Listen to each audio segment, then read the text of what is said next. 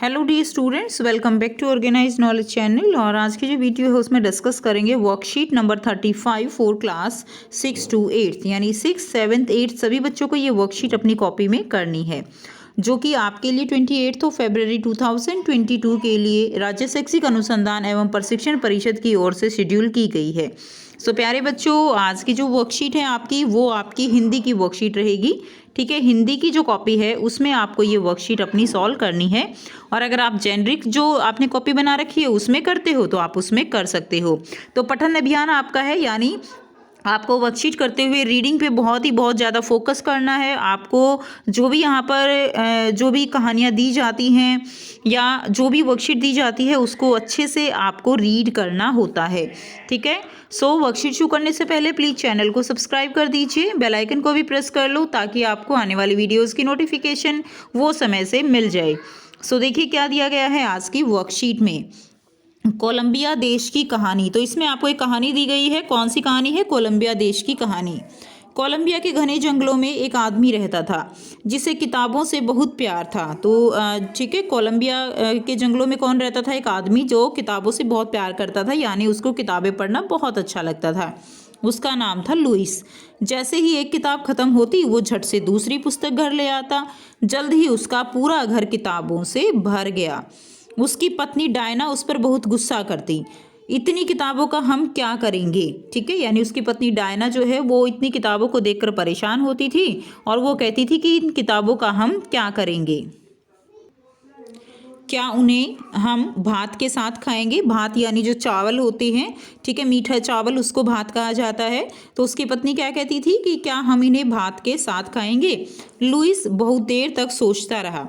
फिर उसके दिमाग में एक विचार आया, मैं इन किताबों को पहाड़ियों के उस पार उन लोगों के लिए ले जाऊंगा जिनके पास कोई किताब नहीं है। यानी लुइस ने बहुत ही अच्छा विचार यहाँ पर किया कि इतनी जो किताबें मैंने तो पढ़ ली हैं और अब मैं इन किताबों का क्या करूँ। तो उसने क्या सोचा कि मैं इनको पहाड़ियों के उस पार जो है उन व्यक्तियों को देकर आऊँगा, उन लोगों को देकर आऊँगा जिनके पास किताबें नहीं हैं। एक गधे पर मैं किताब ला दूंगा और दूसरे पर खुद सवार हो जाऊँगा। फिर लुइस ने क्या किया? 2 हट्टे कट्टे गधे खरीदे। उनके नाम थे अल्फ़ा और बीटा।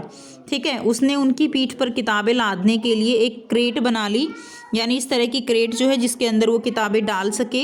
एक क्रेट बना ली और उस पर एक साइन बोर्ड पेंट किया। ठीक है, उसके ऊपर उसने साइन बोर्ड पेंट कर दिया, गधों पर सवार पुस्तकालय। बहुत ही अच्छा उसने यहाँ पर आइडिया लगाया। उसने क्या लिखा? गधों पर सवार पुस्तकालय। अब गधों पे सवार क्या थी? पुस्तकें ही पुस्तकें थी, इसलिए उसने जो है लिख दिया गधों पर सवार पुस्तकालय। उसके बाद देखिए, फिर डायना ने क्रेट में पुस्तकें भरी और हर हफ्ते लुइस, अल्फा और बीटा दूर दराज पहाड़ियों पर स्थित बियाबान गांव का दौरा करते। बियाबान जो पहाड़ों के उस तरफ गांव था वहां पर दौरा करते। इस हफ्ते वो इल टोरमेंटो नामक के गांव में जाएंगे। तो यानी जो भी गांव थे, अलग अलग गांव में वो दौरा करते, जिसको भी ज़रूरत होती वो उन किताबों को दे आती थी। तो इस हफ्ते वो कहाँ जाने वाले थे? वो इल टोरमेंटो नाम के गांव में जाने वाले थे। लुइस सूरज उगने के साथ ही उस गांव की तरफ अपने पुस्तकालय के लिए साथ आगे बढ़ा। ठीक है, जैसे ही सूरज उगा तो वो जो है दूसरे गांव की तरफ जाने लगा। पहाड़ी पर चढ़ते वक्त रास्ता एकदम सुनसान हो गया था।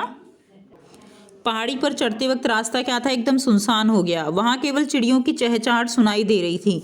तभी घुप अंधेरे में से एक डाकू कूदा। तो कौन आ गया वहां पे? वहां पे आ गया एक डाकू। ठीक है, तो सुनसान रास्ता था। डाकू ने सोचा कि इनके पास बहुत सारा धन होगा, कृपया हमें जाने दो। लुइस प्रार्थना करता है, बच्चे हमारा इंतजार कर रहे होंगे। किताबें देखकर डाकू का पारा चढ़ गया। वह एक किताब रखकर गुर्राकर बोला, याद रखो अगली बार मुझे चांदी चाहिए। ठीक है, मुझे चांदी दो। फिर चलता फिरता पुस्तकालय आगे बढ़ा, पहाड़ियों को पार करता हुआ, और फिर आखिर में लुइस को नीचे घर दिखाई दिए। ठीक है, तो वो जो है इस तरह से जो है क्या हुआ, आगे उसको घर दिखाई दिए और इल टोरमेंटो के बच्चे लुइस से मिलने के लिए दौड़ पड़े। आज मैं तुम्हारे लिए एक अनूठा उपहार लेकर आया हूँ, उसने कहा। किताबों के ढेर के पीछे से लुइस ने मुखौटों का एक बंडल निकाला। अब उसने क्या निकाला? मुखौटे। मुखौटे यानी जो ऐसे मुंह पे लगाकर जो है बच्चे खेलते हैं, तो उसने बहुत सारे मुखौटे जो है उनको दिए। मुखौटे छोटे जानवरों के हैं, तुम अपने अपने मुखौटे पहनो और फिर मैं तुम्हें जानवरों की एक कहानी सुनाऊंगा। ठीक है, यानी कोई बंदर का मुखौटा था, कोई शेर का मुखौटा था, और सब बच्चे जो है कोई बंदर बन गया, कोई शेर बन गया, कोई चूहा बन गया, तो अब जो है लुइस ने क्या किया, उनको कहानी सुनानी शुरू कर दी। कहानी ख़त्म होने के बाद सभी बच्चों ने अपनी अपनी पसंद की एक किताब चुनी और लुइस से अलविदा कहते हुए बच्चे किताबों में अपने कलेजे से चिपकाए हुए थे। लुइस अल्फा और बीटा पहाड़ियाँ लांघते हुए तथा तमाम जंगल और नालों को पार करते हुए घर वापस पहुँचते हैं। घर पहुंचकर लुइस ने अपने भूखे गधों को चारा दिया। ठीक है, तो अब गधे क्या हो गए थे, भूखे हो गए थे। उसने उनको चारा दिया और बच्चों को बहुत ही अच्छी अच्छी उसने कहानियाँ सुनाई। और डायना ने अपने भूखे पति को खाना। जल्दी सोने की बजाय लुइस ने एक किताब उठाई और उसे देर रात तक पढ़ने लगा। और कहीं दूर दराज एक पहाड़ी पर भी रात बहुत देर तक मोमबत्तियां और लालटेनें जलती हुई दिखाई देने लगी। वहां भी बच्चे देर रात तक पुस्तकालय से उधार ली पुस्तकें पढ़ रहे थे। डाकू भी किताब को सीने से चिपकाए औंधा पड़ा था। यानी जिस डाकू ने जो लुइस था उससे जो किताब ली थी वो भी उसको जो है औंधे मुँह, यानी जो है उसको बड़ी ही इंटरेस्ट के साथ क्या कर रहा था, पढ़ रहा था। ठीक है, तो इसमें इस कहानी से हमें क्या शिक्षा मिलती है कि हमें दूसरों को जो है एक सही रास्ता दिखाना चाहिए, सही दिशा दिखानी चाहिए, वही हमारा सच्चा दोस्त होता है। जिस तरह किताबें हमारी सच्ची दोस्त होती हैं, हमें हमेशा सही ज्ञान देती हैं बच्चों, इसी तरह सच्चे दोस्त जो है वो हमेशा सही ज्ञान देते हैं। और लुइस यहाँ पर बहुत ही अच्छा जो है दिखाया गया है व्यक्ति, जो कि बच्चों के लिए किताबें ले जाता है, उनको कहानियाँ पढ़कर सुनाता है। ठीक है, तो अब देखिए नेक्स्ट क्या दिया गया है। उसके बाद इसके जो लेखक हैं वो जेनिट विंटर हैं। ठीक है, यानी ये जो कहानी है ये जो है इंग्लिश में थी, जिसका अनुवाद हिंदी में अरविंद गुप्ता जी के द्वारा किया गया है। अब आपको यहाँ पर बहुत ही आसान से 3 प्रश्न दिए गए हैं जिनके आंसर हम 1 बाय 1 करेंगे। इस एक्टिविटी शीट का पहला प्रश्न है, इस कहानी का कौन सा पात्र आपको सबसे अच्छा लगा और क्यों? उनकी किन्हीं 5 विशेषताओं के बारे में लिखिए। तो इस कहानी का मुझे सबसे अच्छा पात्र लुइस का लगा, क्योंकि वह बहुत ही समझदार व्यक्ति था, उसे किताबों में बहुत रुचि थी। तीसरा, वह हमेशा नए नए ज्ञान को प्राप्त करना चाहता था। चौथा, वह बहुत ही ईमानदार व्यक्ति भी था। और 5वां है, वह सभी की परवाह करता था। प्रश्न 2 है, आप अपने मित्र की कहानी की कौन सी पुस्तक पढ़ने की सलाह देंगे? उस पुस्तक की किन्हीं 3 विशेषताओं के बारे में लिखिए। तो मेरा मित्र मुझे पंचतंत्र की कहानी पढ़ने की सीख देता है। क्यों? क्योंकि पंचतंत्र की कहानियाँ मज़ेदार हैं, इनकी सीख भी बहुत अच्छी होती है और यह हमें नैतिक शिक्षा भी सिखाते हैं।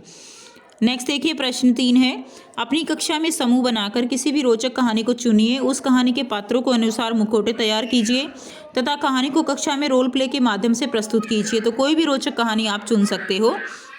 जैसे एक जंगल में चुलबुल बंदर जंबो हाथी रहते थे, दोनों बहुत अच्छे दोस्त थे। आप चाहो तो बच्चों इसको लिख सकते हो, नहीं तो याद करके, और इसको जो है अपनी कक्षा में या अपने घर में कोई भी सदस्य है उनके साथ इसको खेल सकते हो। एक जंगल में चुलबुल बंदर और जंबो हाथी रहते थे, दोनों बहुत अच्छे दोस्त थे, दोनों हमेशा साथ साथ में रहते थे। एक दिन जंबो हाथी कहता है, चुलबुल तुम नहा लो। चुलबुल बंदर, नहीं नहीं मुझे नहाना अच्छा नहीं लगता। जंबो हाथी, नहाने से हमारा शरीर स्वस्थ रहता है। ठीक है, स्वस्थ रहता है, ये लिख लेंगे, नहाने से हमारा शरीर स्वस्थ रहता है। चुलबुल बंदर, नहीं मुझे नहीं नहाना। तभी जंबो हाथी तालाब की तरफ जाता है और अपनी सूंड में पानी भरकर ले आता है और वह यह पानी चुलबुल बंदर पर डाल देता है। फिर चुलबुल बंदर कहता है, जंबो तुम ये क्या कर रहे हो? लेकिन कुछ ही देर में चुलबुल बंदर खुश हो जाता है। जंबो हाथी, अब तुम्हें कैसा लग रहा है?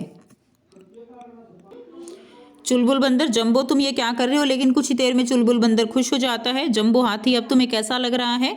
चुलबुल बंदर कहता है, वाकई में ही नहाने में बहुत मज़ा है। और फिर दोनों चुलबुल बंदर और जंबो हाथी तालाब की तरफ बढ़ते हैं और खूब अच्छे से नहाते हैं। शिक्षा क्या है? अच्छा दोस्त हमेशा अपने मित्र को सही दिशा में लेकर जाता है। ठीक है, तो ये हमें इस कहानी से शिक्षा मिलती है और इस पर आप रोल प्ले कर सकते हो। तो ये थी स्टूडेंट्स आपकी आज के बच्चों हिंदी की एक्टिविटी शीट। आई होप सभी बच्चों को ये क्लियर है। कोई भी डाउट है तो आप पूछ सकते हो। वीडियो अच्छी लगे तो वीडियो को जरूर से लाइक कर दीजिए, शेयर कर दीजिए और चैनल को सब्सक्राइब कर लीजिए। So thanks for watching, have a nice day.